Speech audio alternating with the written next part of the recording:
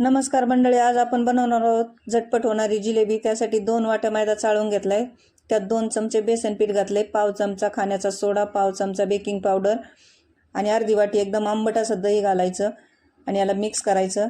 नंतर थोडं थोडं पाणी घालून खूप घट्ट नाही खूप पातळ नाही असं बॅटर बनवून घ्यायचं आणि 10 मिनिट झाकून ठेवायचं। तोपर्यंत आपण पाक करून घेऊ।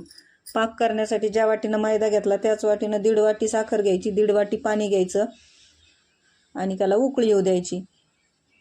त्यात 3-4 विलायच्या फोडून टाका तुम्ही आणि केशरी खाण्याचा कलर घालायचा नसेल, आवडत नसेल तर नाही घातला तरी चालेल।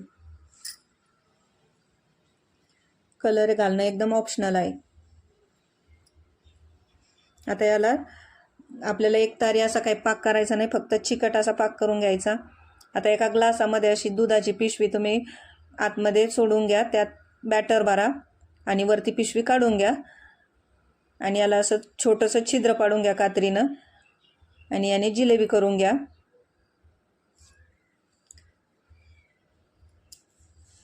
जिलेबी करून दोन्ही बाजूने एकदम कडक होईपर्यंत अशी तळून घ्या।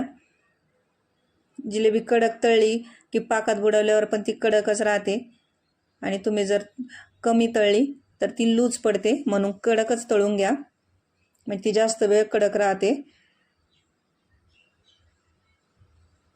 अशा प्रकारे जिलेबी बनवून घेतल्यात, त्याला दोन्ही बाजूनी आलटून पालटून आपण तळून घेऊ।